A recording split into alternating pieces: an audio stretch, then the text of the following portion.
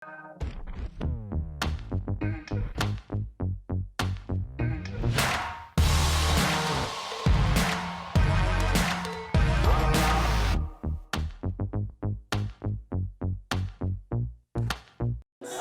Instagram Live. So guys, for those of you that follow Deep, some of you might know Dr. Wu because we recommend him often for our athletes experiencing discomfort, injuries, things they're trying to rehab from. So we've got Dr. Wu here from Sports Pod. I'll let him kind of introduce himself and go through his credentials. Yeah, I'm Dr. Wu and I fix shit. I mean, those are the only credentials that you fucking need to know. I'm also a member. Like I work out at 5:30 in the morning at the 5:30 crew. The Sports Pod has been open for like 3 years. We really specify in movement, so we like to say that we're movement specialists. And our main thing is treating the athlete, not the symptoms. So oftentimes like symptoms will muddy things up, but that's not the actual fucking problem. Like you might have pain that goes down into your leg, but that could actually be coming from your low back or it could be coming from your psoas. And so what we try to do is really hone in and figure out what the root problem is and fix the root problem so that you never have that issue again. Great explanation. And as you can see, that's why we like Blake, because we have a similar approach in our coaching. So when we see someone come in, they're complaining about something, we look at their movement first. We want to see, okay, is there something that we can adjust in your movement that might be the underlying cause of why this muscle is being overused, you're feeling muscle pump or ache or pain here. So we have kind of same approach to fixing our athletes. What we want to do today is talk about movement, and then especially the opportunity we all have by being kind of stuck at home right now to actually fix our shit. So we're going to talk a little bit about just how a lot of people don't understand just how much time needs to be put into fixing yourself to counteract years and years and years, decades of Somebody's trying to call you from Seattle? I don't know where that was from. That's the COVIDs, bro. The COVID was calling me. COVID was calling.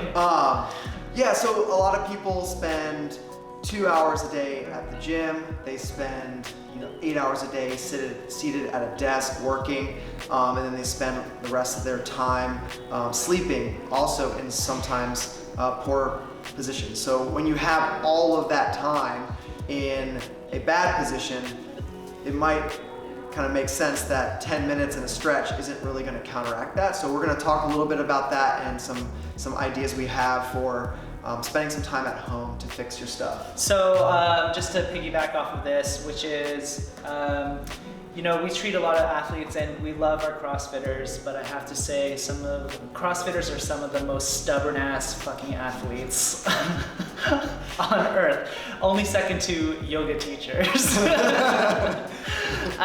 So look, a great analogy that I like to say about movement and shitty movement is that you're a big ass truck and there's a real big muddy field out there, and every time you do shitty movement, you're just running into the same tracks over and over and over again. So it takes like twice as much to get you off of those tracks, right? So that's the big thing is, once you have I don't like to use movement patterns because you're supposed to move in all ranges of motion, but there's an effective way and there is an ineffective way. There's an efficient way and there's an inefficient way. And so oftentimes people don't even know that and it can build over years. It can build over weeks and months and years, where what we generally find is that people get a little bit of an injury, they don't get it fixed, they're just like, okay, I'm gonna rest it, and then I'll come back into CrossFit in 2 weeks, and then they don't even notice it, but they'll move in a weird way. Just because you can fucking do it doesn't mean that you should be doing it. Yeah. And so you're moving in a really inefficient way, and then it layers on another problem, and then you take another week off, and then it layers another problem and takes a week off. And honestly, a lot of the issues in CrossFit, and I've been in CrossFit forever, which is there's just too much emphasis on the Olympic lifting and the strength training, and not enough emphasis on the gymnastics part. Like if you look at the pyramid of fucking CrossFit, gymnastics is like one of the most foundational things, but no one can fucking do like wall-facing handstand. No one can do like just a normal handstand with like a straight plumb line. These like, if you can't do like a muscle up still or like a chest to bar, like these are fucking things that you should be cleaning up like immediately. You have the time. CrossFitters like to do things out of order because they like to skip steps and get to.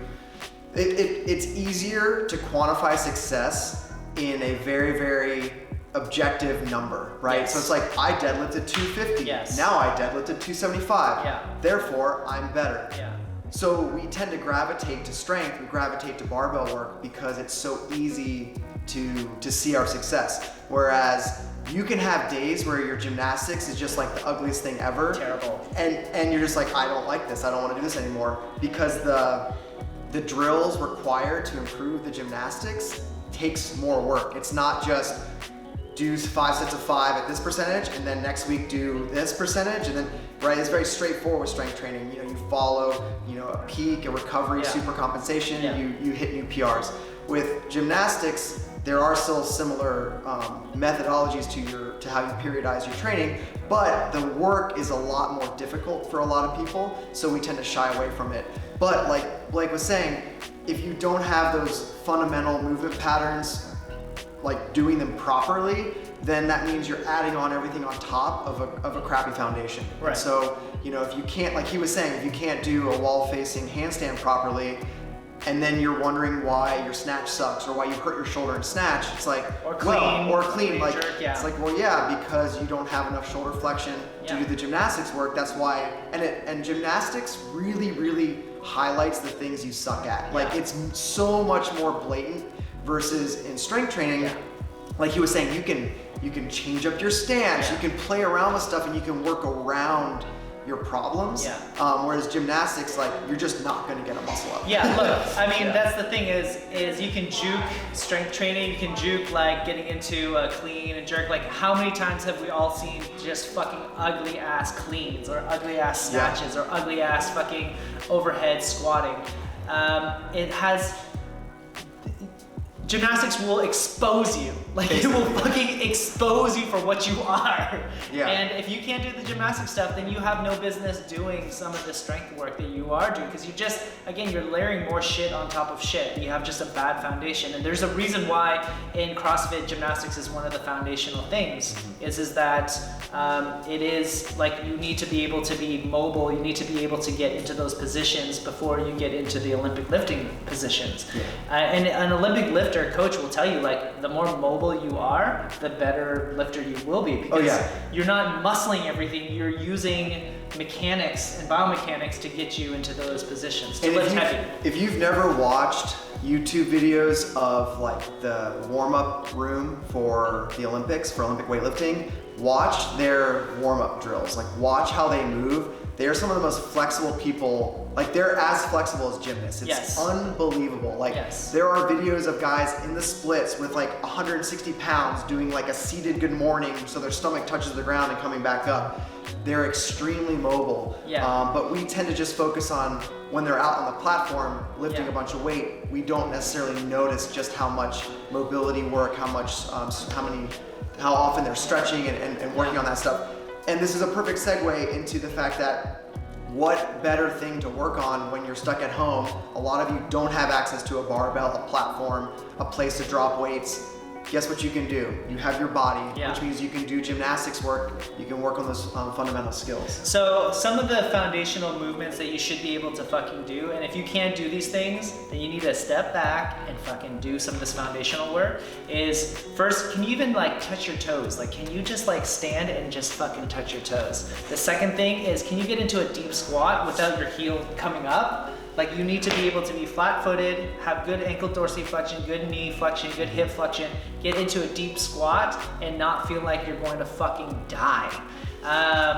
Shoulder flexion, we always say that, like, can you reach behind your back like this? without having to like curl or like reach behind your back like this without having to get into this position. If you can't do that, then you don't have the requisite shoulder mobility. Those are just like 3 things that you could just easily do at home to see whether or not, like, can you touch the middle of your back and either up or down? Can you touch your toes and can you get into a deep squat? If you can't do any of those 3 things, you are very immobile and you need to like do you're probably gonna get hurt. beginners. Yeah. You need to be, and you're probably the guy that, or the girl that gets fucking totally fucked every time you guys do like high volume stuff, real heavy CrossFit-y stuff. And it's because your body is inefficient and it's trying to get there, but you keep on jamming it up. Yeah, CrossFit is very much like that analogy of like a death by 1,000 cuts. It's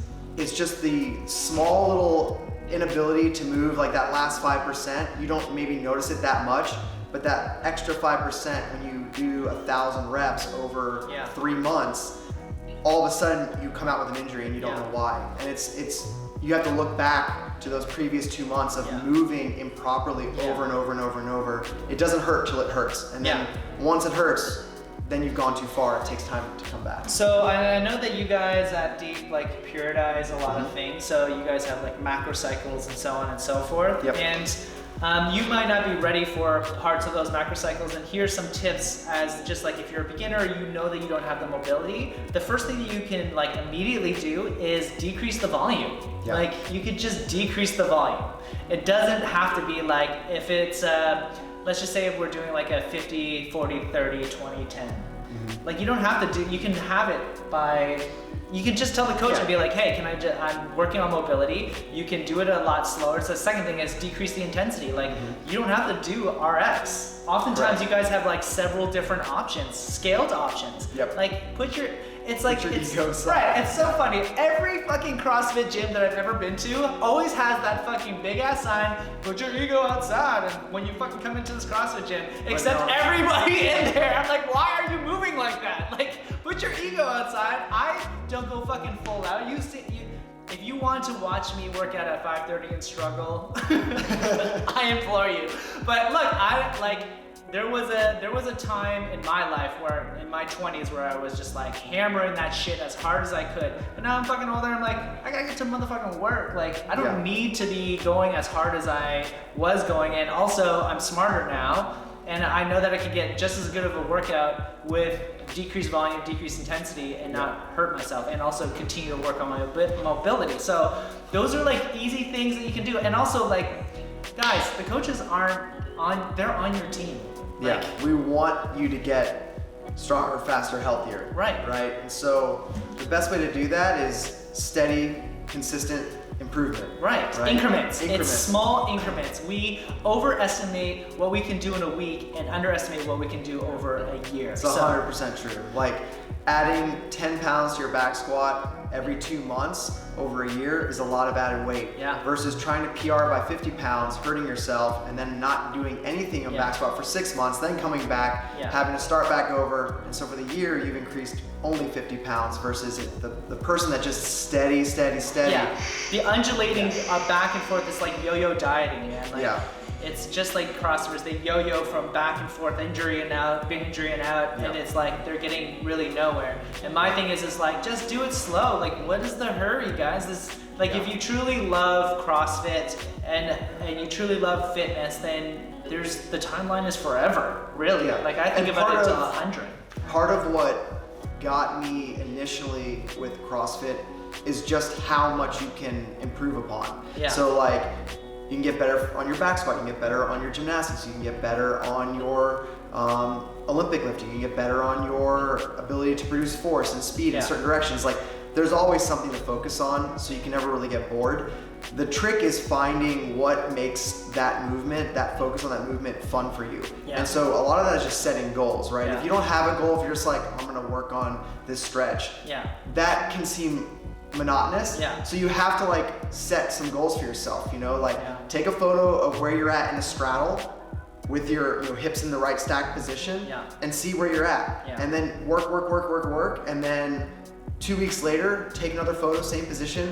You want to visualize the improvement so that you get the same effect of why people like to do strength work, so they can see their back squat number go up. Well, if you can see 2 photos side by side of your straddle increasing by like 10% movement, like that will keep you much more motivated than you just have no idea. You're like, I'm just spending all this time in the straddle. Yeah, and to go on top of that, which is like some of you guys are type A personalities just like me, which is like I will get obsessed with one thing. So like one of those things was a muscle up. Like when I first started, I couldn't do a muscle up, so I was just obsessed with it. I like researched everything that I could about like breaking it down to its very finest movements or the smallest movements and like see where my strength work where I needed to go. And I did that for like literally I didn't even do CrossFit all that much. I just worked on my muscle up for like 3 to 4 months. Yeah. And then I got it, it was easy. Now I can do like strict ones, like no problem. But it's like putting in the time in the strength world and strength and conditioning, we call that block training. Like you gotta block train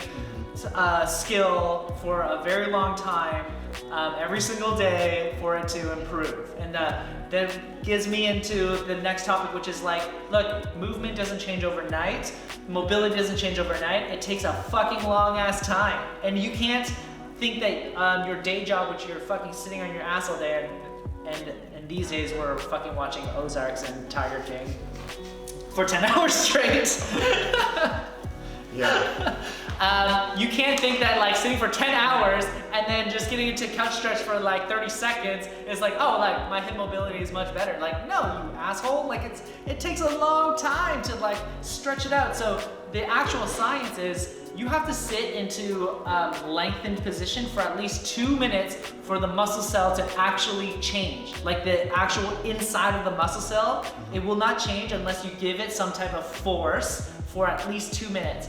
Muscle only understands 2 languages. The first one is tension and the second one is time. So if you're not giving it the max amount of tension during time, you're not gonna get anywhere. So it has to be uncomfortable when you're stretching, always. Yeah, and when I was on last week talking about a similar topic, I say this to people all the time, like, look, if you're gonna put yourself through pain, at least get some benefit from it. A lot of us spend so much time rolling our super sore muscles on a foam roller. It hurts so bad, but we do it for 5 seconds up and down real quick. So it's like, okay, well, I just made myself hurt for no reason. Yeah. Right? If you're gonna hurt, like, get something out of it. So spend the right time in the right positions, the right tension, for the right duration, so that you know you're at least improving. I'm glad that you brought up like foam rolling and like smashing.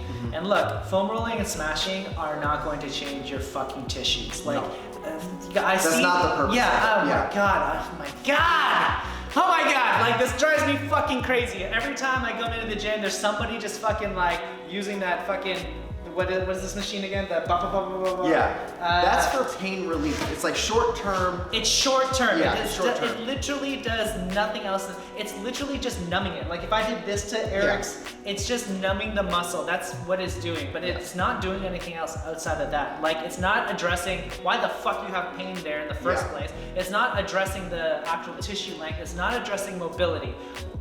People need to understand like that, smashing, foam rolling, the Theragun, it's one tool, and it's a passive tool, and it's not going to get you to the next level of like actual mobility and fixing your shit. Right. You need to use that in combination of like understanding, well, what is my actual issue, and like getting into those stretches, into active ranges of motion, rather than just like, I'm just gonna sit here and like hit my quad for fucking now I'm done. months. And now I'm you're not done. Yeah, you can do that, like he was saying, it's just one tool for one specific use, but I think a lot of people try to use it for everything.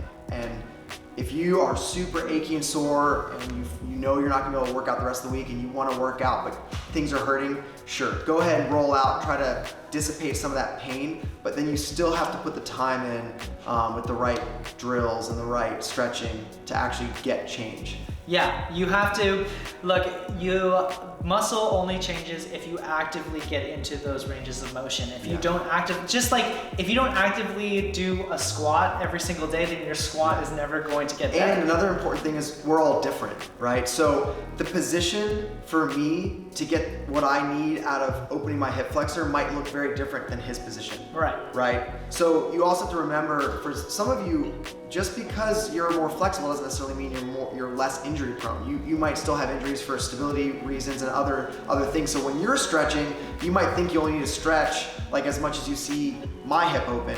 But if you're really flexible, you might have to play around with your position more to actually hit that area of the muscle because of your increased range of motion. So like everyone's different. Like that's why it's so beneficial to have a coach or have someone who has eyes who can put you in the right spot and say like, no, you actually need to be stretching here or you're not going to get anything out of it. Yeah, and that brings me to the making a very main difference of like what is mobility. So like mobility is like, can I control the range of motion that I have? And like passive or stretching is just basically, can I just move myself into that position? Like, look, a lot of people can get into the splits, but they can't control the splits. Like if you watch a gymnast, they can get into a splits and then just move their legs at those end ranges of motion. Oftentimes people, which is a very unstable position, is that like we'll use the shoulder flexion. If you can passively move here, but you have no control over it, well, what do you think is happening when you put a weight over your head? Yeah. You don't have control over it. You're basically going to break a labrum, or you're going to break the joints, or you're going to break the muscle. And that's a lot of the reason why CrossFitters might get hurt in an overhead position, or they're doing muscle ups. Like muscle ups are, look, and I'm like strict on this because of my past history of like with gymnastics is like, if you can't do a fucking strict muscle up, then you shouldn't be kipping into it, because you don't have the requisite shoulder strength rotator cuff. That's why oftentimes like guys will kip into a muscle up and then they'll like tear their pec or they'll tear their labrum. It's because they don't have the actual range of motion to be able to get into this range. And then one of the most important things I ever learned is new range of motion is weak range of motion. Yeah. So when you're doing all this and you're putting the work, you're increasing your range of motion, your mobility, you're improving those things, you then also have to still strengthen it.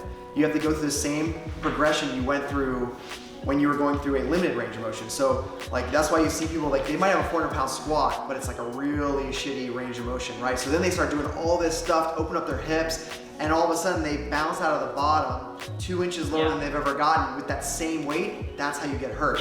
So once you've worked on that improvement, then you still have to kind of graduate yourself up through the strength training you did in that new range of motion.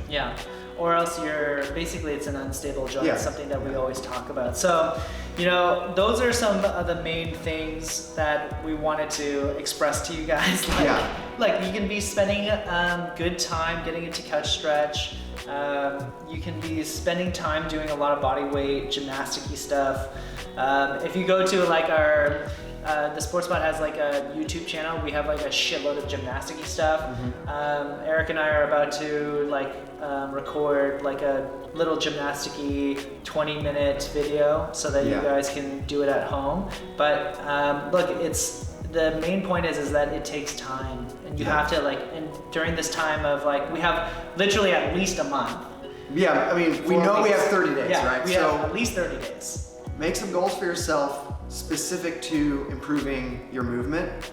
So check out their YouTube page. We're gonna be posting more drills for these sort of things, so that way you have something to follow, and use those as your new goals, right? Set aside your PR snatch goal, set aside your PR deadlift goal. Make these your goals, because here's the cool thing. When you come back into the gym in May, hopefully, please God, when you make it back into the gym, right, all of a sudden you're bringing with you a healthier, better body to build on, right? And so then those gains, they are easier. The PRs come faster because you're working with a better functioning human body. Right. And like I always say, just because you can do it doesn't mean that you should be fucking doing it. So take this time, this opportunity, this time off to really get into some of those nitty-gritty things. And Of course, like I'm always free to, if you have me on Instagram, you can always shoot me a DM, and you can always shoot Eric a DM. We got nothing better to do these days, so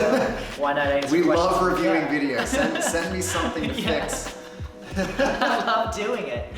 I will do anything right now. I'm so bored. So yeah, I don't. We're gonna do the video, or we're gonna tape the video now. So we'll tape a video, and then it'll be posted on both of our streams somewhere. We'll link to it. But hopefully this was somewhat informative. If you were asking questions and we missed them, I can still go through. No, she says no. Callie said no. None of you motherfuckers wanted to ask us questions. This will be on our live for 24 hours. Also, I'll save it and post it as well. So for those of you that didn't watch it live, you can listen through. And if you have questions, the nice thing about Instagram Live is if you post comments, I get a message, a notification. So as you're watching, type in the question you have at that moment. I can go through and see what you're referring to and get back to you individually. Bye guys. See you guys.